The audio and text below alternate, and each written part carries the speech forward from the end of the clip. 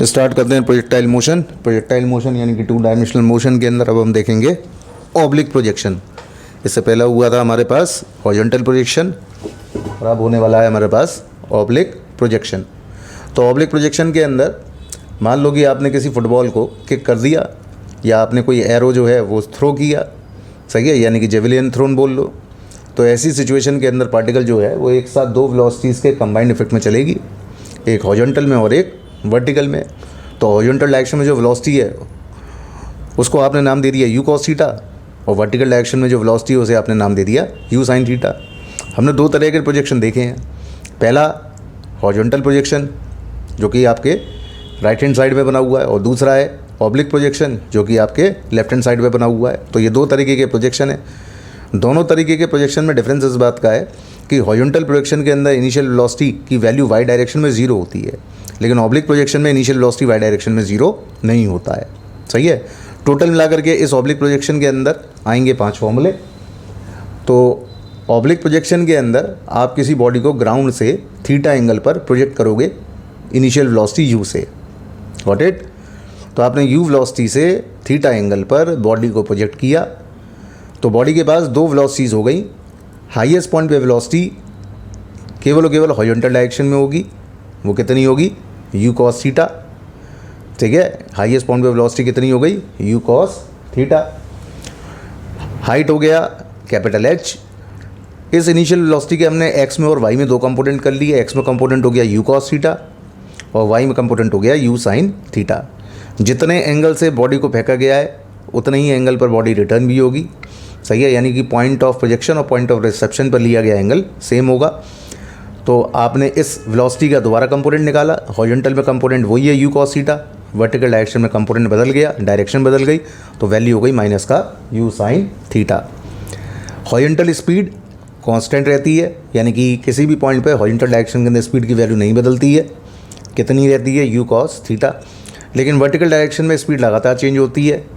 ठीक है, तो वर्टिकल डायरेक्शन के अंदर स्पीड जो है वो कितनी है, इनिशियल वेलोसिटी कितनी है वर्टिकल डायरेक्शन के अंदर यू साइन थीटा। और ये वर्टिकल वेलोसिटी लगातार चेंज होती है क्योंकि हाईएस्ट पॉइंट पे जाते जाते जो वी वाई है उसकी वैल्यू कितनी आ रही है 0। का मतलब क्या हुआ कि final velocity in vertical at the highest point is equals to 0। तो कुल मिला के यही समझ में आया कि वर्टिकल डायरेक्शन में जो वेलोसिटी होती है वो लगातार चेंज होती है, हॉरिजॉन्टल डायरेक्शन में वेलोसिटी चेंज नहीं होती क्योंकि हॉरिजॉन्टल डायरेक्शन में फोर्स नहीं लगता है जबकि वर्टिकल डायरेक्शन में फोर्स लगता है ग्रेविटी डाउनवर्ड होने की वजह से। Got it. तो ये एक जनरल रिव्यू है जिसके अंदर की ऑब्लिक प्रोजेक्शन के अंदर किस पॉइंट पर क्या क्या वैल्यूज़ होती हैं। 5 फॉर्मूले हमको निकालने हैं और 5 फॉर्मूलों के अंदर सबसे पहला फॉर्मूला आता है तुम्हारे पास टाइम ऑफ फ्लाइट का। टाइम ऑफ फ्लाइट का मतलब हुआ टोटल टाइम कितना लगा जाने में और आने में। जाने का मतलब हो गया ग्राउंड से हाईएस्ट पॉइंट तक पहुंचने में और हाईएस्ट पॉइंट से वापस ग्राउंड पर आने में। तो बात करते हैं टाइम ऑफ फ्लाइट। तो टाइम ऑफ फ्लाइट की इक्वेशन कैसे निकलेगी। तो टाइम ऑफ फ्लाइट की इक्वेशन निकालने के लिए आप वाई डायरेक्शन को अज्यूम करोगे और आप वेलोसिटी का फॉर्मूला वाई डायरेक्शन के अंदर लगा दो। सही है। तो मान लो वेलोसिटी का फॉर्मूला वाई डायरेक्शन के अंदर लगाते हो तो वेलोसिटी का फॉर्मूला वाई डायरेक्शन में क्या होगा। तो वेलोसिटी का फॉर्मूला वाई डायरेक्शन में होगा V Y is equals to U Y minus G T. सही है। वेलोसिटी के हो गए 2 कंपोनेंट इनिशियल वेलोसिटी के U cos theta U sine theta. Highest point velocity कितनी है यू कॉस थीटा के इक्वल। ठीक है। अब आपको टाइम कैलकुलेट करना है तो टाइम कैलकुलेट करने के लिए आपने पूरी इक्वेशन को लगा दिया वाई के अंदर। तो जैसा कि मैंने बोला कि वी वाई की वैल्यू क्या लगाओगे U Y minus G T. क्यों जी टी माइनस का जी क्यों लगाया, क्योंकि ए वाई जो है वो है एक्सेलरेशन वाई डायरेक्शन में और वाई डायरेक्शन में एक्सेलरेशन किसके इक्वल है माइनस के जी के। सही है। तो ऐसी सिचुएशन के अंदर जो ए वाई है उसको आपने रिप्लेस कर दिया माइनस के जी से। तो वी वाई की वैल्यू आ गई U Y minus G T. Highest point पर आप वी वाई की वैल्यू को क्या पुट कर दोगे 0 और यू वाई की वैल्यू को क्या पुट कर दोगे यू साइन थीटा। सही है। तो बस आपको इतना ही करना है। हाईएस्ट पॉइंट पे वी वाई की वैल्यू को 0 पुट कर देना है, यू वाई की जगह आपको पुट कर देना है U sine theta. Got it. U Y की जगह क्या पुट करोगे U sine theta minus G T. तो यहाँ से तुमने स्मॉल टी की वैल्यू निकाल ली। तो स्मॉल टी की वैल्यू कितनी आ गई यू साइन थीटा अपॉन जी। किसकी वैल्यू आ गई है स्मॉल टी की। और तुम्हें निकालना है टाइम ऑफ फ्लाइट। तो टाइम ऑफ फ्लाइट क्या होगा जाने का समय प्लस आने का समय, यानी कि इससे स्मॉल टी का आपने कर दिया डबल। तो टाइम ऑफ फ्लाइट की क्या वैल्यू आ गई 2u साइन थीटा अपॉन जी। ये आ गया निकल के तुम्हारे पास time of flight. Got it. तो ये आ गया तुम्हारे पास टाइम ऑफ फ्लाइट का फॉर्मूला। अब आता है दूसरा फॉर्मूला। तो दूसरा फॉर्मूला है तुम्हारे पास मैक्सिमम हाइट का। सही है, रिप्रेजेंट किया मैंने कैपिटल एच से। अब ये हाइट ग्राउंड से कितनी होगी ये कैलकुलेट करना है, रिप्रेजेंट किया आपने कैपिटल एस से। तो हाइट कैसे कैलकुलेट करोगे, तो हाइट को कैलकुलेट करने के लिए पूरी इक्वेशन को दोबारा से वाई डायरेक्शन में लगा दो, और इक्वेशन जो लगाओ वो थर्ड इक्वेशन लगाओ मोशन की, जो होती है V square is equal to U square plus का 2as। सही है, पूरी इक्वेशन को आप वाई में लगा दो, तो वाई में इक्वेशन आ गई V square Y is equal to U square Y plus का 2ay/s। ए वाई की वैल्यू किसके इक्वल पुट कर दो, माइनस के जी के, एस की वैल्यू को एच के इक्वल पुट कर दो, और यू वाई क्या है, initial velocity in Y direction. तो initial velocity in Y direction कितना था तुम्हारे पास, तो वो था यू साइन थीटा के इक्वल, गॉट इट। और final velocity in Y direction कितना है, तो हाईएस्ट पॉइंट पे फाइनल वेलोसिटी की वैल्यू क्या है, 0। तो वी वाई के अंदर 0 पुट कर दो, यू वाई के अंदर यू साइन थीटा पुट कर दो, माइनस का 2gh। तो यहाँ से अब आप एच की वैल्यू को निकाल लो, तो एच की वैल्यू कितनी आ रही है, you square sine square theta upon 2g। तो ये आ गया आपके पास निकल करके सेकेंड फॉर्मूला किसका, हाइट का। सही है, हाइट का फॉर्मूला क्या आता है, you square sine square theta upon 2g। सही है, अब इस फॉर्मूले के अंदर आप थीटा की वैल्यू कितनी पुट कर दो, 45 डिग्री। तो साइन 45 की वैल्यू कितनी होती है, तो साइन 45 की वैल्यू होती है 1/√2, गॉट इट। तो अब इसके अंदर ये फॉर्मूला आप जैसे ही पुट करोगे तो 45 डिग्री पर आपके पास जो हाइट निकल करके आएगा वो कितना आ जाएगा, you square upon 4g, you square upon 4g। 45 degree पर कितना हाइट आया, ये थोड़ा सा याद रखना है कि हाइट जो आती है 45 डिग्री के एंगल पर कितनी आती है, यू स्क्वायर अपॉन 4g के इक्वल, गॉट इट। तो ये आ गया तुम्हारे पास हाइट के लिए फॉर्मूला। अब बात करोगे तीसरे फॉर्मूले की, तो तीसरा फॉर्मूला जो आएगा वो किसके लिए आएगा, रेंज के लिए। सही है, हमने देखो क्या क्या निकाला, हमने सबसे पहला फॉर्मूला निकाला टाइम ऑफ फ्लाइट, जो कितना आया 2u sine theta upon g। ठीक है, दूसरा फॉर्मूला किसके लिए निकाला हमने, हाइट के लिए। क्या निकाला हाइट के लिए फॉर्मूला, तो हाइट के लिए फॉर्मूला हमने निकाला you square sine square theta upon 2g। ये फॉर्मूला किसके लिए निकाला है, हाइट के लिए। सही है, एक एंगल मैंने लिया इसमें 45 डिग्री का, तो वैल्यू कितनी आ रही है, you square upon 4g 45 degree के एंगल पर। और अगर इसमें थीटा की वैल्यू को हम 90 डिग्री पुट कर देंगे तो कितनी आ जाएगी, U square upon 2g 90 degree के एंगल पर। ठीक है, और 45 पर h is equal to U square upon 4g। Next बात करते हैं अगले फॉर्मूले की, जिसका क्या नाम है, रेंज। अगला फॉर्मूला क्या है, रेंज। रेंज का क्या मतलब है, हॉरिजॉन्टल में कवर किया गया मैक्सिमम डिस्टेंस, यानी x की मैक्सिमम वैल्यू, x एक्सिस की मैक्सिमम वैल्यू का क्या नाम होता है, रेंज। तुमको क्या कैलकुलेट करना है, इस रेंज की वैल्यू। तो रेंज की वैल्यू कैसे निकालोगे, तो रेंज क्या है, डिस्टेंस, और डिस्टेंस का क्या फॉर्मूला होता है, स्पीड इनटू टाइम। तो स्पीड कौन सी लोगे, हॉरिजॉन्टल डायरेक्शन में जो क्या चल रही है, यू कॉस थीटा, और टाइम इंटू टी कर दोगे, इंटू टी का मतलब टाइम ऑफ फ्लाइट का मल्टीप्लाई कर दोगे। तो रेंज के लिए फॉर्मूला आ गया you cos theta into time of flight. अब इसमें जो तुम्हें टाइम ऑफ फ्लाइट निकाला है इसका क्या फॉर्मूला है, 2u sine theta upon g। तो रेंज के लिए फॉर्मूला क्या आया, u cos theta into 2u sine theta upon g। तो रेंज एक ऐसा फैक्टर है जो कि वेलोसिटीज़ के दोनों कंपोनेंट पे डिपेंड करता है, हॉरिजॉन्टल पे भी डिपेंड करता है और वर्टिकल पे भी डिपेंड करता है, यानी u cos थीटा पे भी डिपेंडेंट होता है और u साइन थीटा पे भी डिपेंडेंट होता है। सही है, तो रेंज के लिए फॉर्मूला आया u cos theta into 2u sine theta upon g। अब इसको थोड़ा सा आप अरेंज कर लो, तो अरेंज करके फॉर्मूला बन गया u square 2 sine theta cos theta upon g। सही है, अब ये जो 2 साइन थीटा कॉस थीटा है, इस 2 साइन थीटा कॉस थीटा को आप किससे रिप्लेस कर लो, साइन 2 थीटा से। 2 साइन थीटा कॉस थीटा को किससे रिप्लेस कर लो, साइन 2 थीटा से। तो रेंज के लिए फॉर्मूला क्या बन के आएगा, तो रेंज के लिए तुम्हारे पास फॉर्मूला बन करके आ जाएगा you square sine 2 theta upon g। क्या आया निकल करके, रेंज के लिए फॉर्मूला, फाइनल फॉर्मूला आ गया you square sine 2 theta upon g। Got it. कैसे किया, तो 2 साइन थीटा कॉस थीटा को रिप्लेस कर दिया, 2 साइन थीटा कॉस थीटा को किससे रिप्लेस कर दिया, साइन 2 थीटा से। ठीक है, तो रेंज के लिए फॉर्मूला आ गया you square sine 2 theta upon g। अब इसमें थीटा की तुम वैल्यू को कितना पुट कर दो, 45। तो साइन 2 थीटा कितने के इक्वल हो जाएगा, 90 के इक्वल। साइन 90 की वैल्यू कितनी होती है, 1 के इक्वल। तो रेंज के लिए क्या फॉर्मूला आ गया, यू स्क्वायर अपॉन g। यानी कि अगर रेंज चाहिए मैक्सिमम तो थीटा होना चाहिए मैक्सिमम। साइन 2 थीटा की वैल्यू मैक्सिमम कितनी हो सकती है, 1। सही है, मैक्सिमम वैल्यू 1 लाने के लिए थीटा कितना होना चाहिए, 45 डिग्री का। तो कहने का मतलब ये हुआ कि रेंज की जो वैल्यू आती है मैक्सिमम, वो किस एंगल पे आती है, 45 डिग्री के एंगल पर। यानी रेंज मैक्सिमम के साइड पर होता है 45 डिग्री के एंगल पर। ठीक है। अब इसी 45 डिग्री के एंगल पर जब तुमने हाइट निकाला तो वो कितना निकाला था, u²/4g, और जो रेंज निकाला है वो इस एंगल पे कितना निकाला है, u²/2g।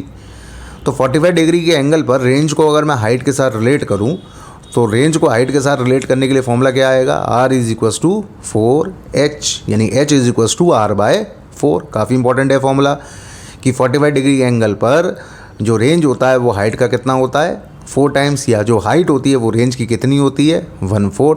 एग्जाम्पल के तौर पर क्वेश्चन में कहता है कि बॉल को मैक्सिमम 100 मीटर फेंक सकते हैं, तो बताओ ज़मीन से उसका हाइट कितना होगा, तो आंसर हो गया रेंज का 1/4, that is 25 metre. Got it. अब कुछ बात नोट कर लो। नोट करने वाली बात ये है कि हमने आपको जो रेंज का फॉर्मूला बताया है वो ये है कि आर की वैल्यू कितने के इक्वल होती है, 4h के। सही है। इन जनरल अगर थीटा 45 डिग्री ना हो, कोई और एंगल दिया हो, तो रेंज और हाइट के बीच में एक जनरल रिलेशन होता है, r = 4h cot थीटा।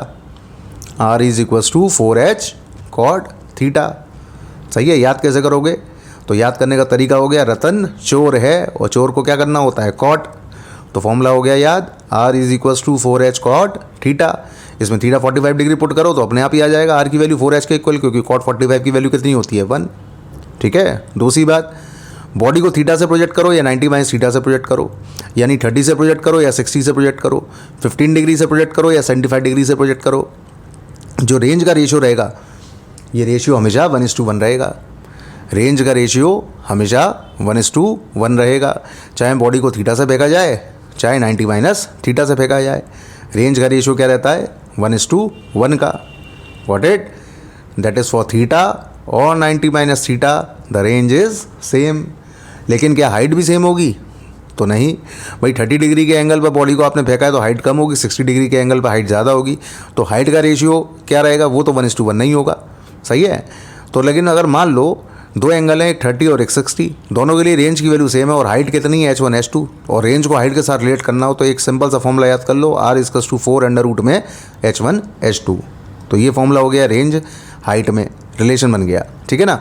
और अगर मान लो हाइट का रेशियो निकालना है तो फिर लगा दो tan² θ = 1, और अगर टाइम का रेशियो निकालना है तो टाइम का रेशियो निकालने के लिए लगा दो tan θ = 1 का। ठीक है बेटा। अब आती है तुम्हारे पास चौथी इक्वेशन। 3 फॉर्मूले हो गए, चौथा फॉर्मूला आता है निकल करके equation of path. Parabolic path के लिए अब आपको y और x में क्या बनाना पड़ेगा, रिलेशन। तो मान लो पॉइंट P पर, पॉइंट P का कोऑर्डिनेट x और y आपने निकाला। पहले आपने इक्वेशन लगाई x के अंदर, तो x की इक्वेशन क्या हो गई, uxt + ½ axt²। Got it. तो x की इक्वेशन निकाली, uxt + ½ axt²। अब इसमें ux की क्या वैल्यू पुट कर दोगे, u cos θ, और एक्सप्रेशन x में कितना है, 0 के इक्वल। तो आपके पास x में इक्वेशन क्या आ गई निकल करके, u cos θ × t, क्योंकि एक्सलेशन x में कितना है, 0। तो अब आपने यहाँ से t की वैल्यू निकाल ली, तो t की क्या वैल्यू आ गई, x/u cos θ। ये किसकी वैल्यू आ गई, t की वैल्यू कितनी आ रही है, x/u cos θ। ठीक है। तो x/u cos θ जो t की वैल्यू आ रही है, अब इस t की वैल्यू को आपको क्या करना है कि इस t की वैल्यू को आपको पुट करना है y की इक्वेशन में। तो y में इक्वेशन लगाओ, तो y में इक्वेशन लगाओ uyt + ½ ayt²। अब इसमें ay कितना पुट कर दोगे, -g के इक्वल, और uy कितने के इक्वल ले लोगे, u sin θ के इक्वल, और t कितना पुट कर लोगे, x/u cos θ। तो ये सारी वैल्यूज़ आप उठा के y के अंदर पुट कर दो। तो y में इक्वेशन क्या आ गई, u sin θ × x/u cos θ -½ gx² cos² θ। Got it. y में भी जो वैल्यू आ गई वो निकल के क्या आ गई, y = u sin θ × x/u cos θ -½ gx/u cos θ का होल स्क्वायर। Got it. अब आप क्या करोगे, u से u कैंसिल आउट कर दोगे और sin θ cos θ क्या बन जाएगा, tan θ। Got it. तो y में इक्वेशन जो आएगी वो निकल के क्या आएगी, तो y में इक्वेशन आएगी निकल करके y = x tan θ -gx² cos² θ। ये निकल के आ गई आपके पास इक्वेशन, यानी इसे बोलोगे आप इक्वेशन ऑफ पाथ। वाई किसके फंक्शन में जा रहा है, एक्स स्क्वायर के फंक्शन के अंदर, तभी तो पाथ पैराबोला होगा। तो वाई की फाइनल इक्वेशन आ गई X tan theta minus G X square upon 2u square cos square theta. This is the equation of path which is parabola. Equation of path बोल लो या इक्वेशन ऑफ ट्रेजेक्ट्री बोल लो, ठीक है। Oblique projection में अगर क्वेश्चन आता है पाथ से रिलेटेड तो आपको इक्वेशन लगानी है ये वाली। अब आपके पास आता है पांचवा फॉर्मूला, चैप्टर में बोले गए थे टोटल मिला के कितने फॉर्मूले हैं, ऑब्लिक के अंदर 5, हॉरिजॉन्टल के अंदर 5, हॉरिजॉन्टल के 5 फॉर्मूले पहले लेक्चर में कर लिए। अब ऑब्लिक के अंदर 5 फॉर्मूलों के अंदर आखिरी फॉर्मूला आ रहा है किसका, वेलोसिटी का। तो वेलोसिटी के अंदर एक तो आप वेलोसिटी का मैग्नीट्यूड निकालोगे, दूसरा डायरेक्शन निकालोगे, डायरेक्शन के लिए एंगल निकालोगे, एंगल को आप क्या नाम दे तो बीटा। तो आपने बॉडी को यू वेलोसिटी से प्रोजेक्ट किया थीटा एंगल पर, किसी पॉइंट पी पर इसकी वेलोसिटी जो हो गई वो हो गई वी, हॉरिजॉन्टल से एंगल कितना बना रही है बीटा। अब इस वेलोसिटी के हॉरिजॉन्टल और वर्टिकल 2 कंपोनेंट हो गए, हॉरिजॉन्टल कंपोनेंट तो वही होगा यू कॉस थीटा, लेकिन वर्टिकल कंपोनेंट को नाम दे दिया मैंने वी वाई, ठीक है। अब अगर आपको रिजल्टेंट वेलोसिटी निकालनी है तो कैसे निकालोगे, हॉरिजॉन्टल और वर्टिकल कंपोनेंट का रिजल्टेंट लेकर के, तो अंडर रूट में वी वाई का square plus U cos theta का होल स्क्वायर। अब ये जो वी वाई है इसकी वैल्यू कैसे निकलेगी, तो इक्वेशन को लगा दो वाई के अंदर, V equals to U plus A T वाला फॉर्मूला लगा दो वाई के अंदर, तो वी वाई की वैल्यू कितनी आ गई U Y minus G T, और यू वाई के अंदर पुट कर दो यू साइन थीटा, तो वी वाई की वैल्यू हो गई U sine theta minus G T. अब इस वी वाई की वैल्यू को उठा करके रिजल्टेंट वाले फॉर्मूले के अंदर पुट कर दो, तो वैल्यू हो जाएगी U sine theta minus G T का whole square plus U cos theta का होल स्क्वायर। तो ये निकल के आ गया आपके पास रिजल्टेंट वेलोसिटी का फॉर्मूला, यानी पॉइंट पी पर जो बॉडी की रिजल्टेंट वेलोसिटी होगी उसका फॉर्मूला आ गया। अब आपको इस रिजल्टेंट वेलोसिटी से, रिजल्टेंट वेलोसिटी तो आपने कैलकुलेट कर लिया, अब आपको और क्या कैलकुलेट करना है, एंगल। तो एंगल कैसे कैलकुलेट करोगे, तो एंगल कैलकुलेट करने के लिए बीटा की वैल्यू निकालोगे। तो बीटा की वैल्यू कैसे निकलेगी, Y component divide by X component. तो 10 बीटा की जगह आपने लगा दिया V Y upon U cos theta. V Y कितने के इक्वल है, तो वी वाई अभी आपने निकाला था U Y minus G T, और यू वाई के अंदर आपने पुट कर लिया था यू साइन थीटा। तो 10 बीटा के लिए फॉर्मूला आ गया you sine theta minus G T upon U cos theta. ये आ गया निकल करके 10 बीटा का फॉर्मूला। तो बीटा के लिए फॉर्मूला अगर निकालोगे तो बीटा हो जाएगा 10 inverse you sine theta minus G T upon U cos theta. Got it. तो आपने निकाल लिया पांचवा फॉर्मूला। पांचवें फॉर्मूले में आपने वेलोसिटी का मैग्नीट्यूड कैलकुलेट कर लिया और उस वेलोसिटी का डायरेक्शन निकालने के लिए आपने एंगल कैलकुलेट कर लिया जिसका नाम है 10 बीटा। तो टोटल मिला करके हमने जो 5 फॉर्मूले पढ़े उनमें से पहला फॉर्मूला किसका था, तो टोटल मिला के 5 फॉर्मूले में पहला फॉर्मूला हमने पढ़ा टाइम ऑफ फ्लाइट का, दूसरा फॉर्मूला पढ़ा तुमने हाइट का, तीसरा फॉर्मूला पढ़ा तुमने रेंज का, चौथा फॉर्मूला तुमने पढ़ा वेलोसिटी का, और पांचवा फॉर्मूला तुमने पढ़ा इक्वेशन ऑफ पाथ यानी कि ट्रेजेक्ट्री का। तो टोटल मिला के ये हो गए 5 फॉर्मूले। लेकिन इन 5 फॉर्मूलों के अलावा एडिशनल एक बात और पूछी जाती है कभी कभी क्वेश्चन के अंदर, वो पूछी जाती है काइनेटिक एनर्जी निकालनी है प्रोजेक्टाइल की हाईएस्ट पॉइंट पर। सही है, कौन सी kinetic energy, final kinetic energy. सही है, तो वो कैसे निकालोगे, तो उसको निकालने के लिए क्या करोगे, हाईएस्ट पॉइंट की वेलोसिटी कितनी बताई थी, यू कॉस थीटा। थ्रो तुमने कितनी वेलोसिटी से किया, यू वेलोसिटी से। तो जिस वेलोसिटी से तुम थ्रो करोगे वो तो कन्वर्ट हो जाएगा इनिशियल काइनेटिक एनर्जी में, और जो हाईएस्ट पॉइंट पे वेलोसिटी है वहाँ से निकालोगे तुम फाइनल काइनेटिक एनर्जी। तो फाइनल काइनेटिक एनर्जी के लिए फॉर्मूला लगा दो। तो फाइनल काइनेटिक एनर्जी के लिए फॉर्मूला कितना हो गया, 1/2 m यू कॉस थीटा का होल स्क्वायर। Got it. अब इसमें जो इनिशियल है ये क्या रखोगे, तो इनिशियल काइनेटिक एनर्जी के लिए क्या लगा दोगे, हाफ m यू स्क्वायर, ये हो गया इनिशियल। तो half m U square cos square theta, ये फॉर्मूला खुल गया। अब इसमें से हाफ m यू स्क्वायर को हटा दो, हाफ m यू स्क्वायर की जगह क्या कर दो, k initial. Half m U square की जगह क्या कर दो, k इनिशियल। तो k फाइनल की इक्वेशन आ जाएगी तुम्हारे पास, k फाइनल, एक सेकंड रुक जाओ, ये लिख दिया मैंने, k final is equals to half m U square cos square theta. इसमें से हाफ m यू स्क्वायर को हटा के k इनिशियल कर लो, तो k final is equals to k initial into cos square theta. अब अगर क्वेश्चन में कहता है कि इनिशियल काइनेटिक एनर्जी 100 जूल है और तुमने 45 डिग्री के एंगल पे बॉडी को प्रोजेक्ट किया है, तो बताओ फाइनल काइनेटिक एनर्जी कितनी होगी 45 डिग्री के एंगल पर। तो फाइनल काइनेटिक एनर्जी 45 डिग्री के एंगल पे आप कैलकुलेट कर लो, cos 45 की वैल्यू पुट कर लो, तो फाइनल की वैल्यू कितनी आ गई, 50 जूल। What is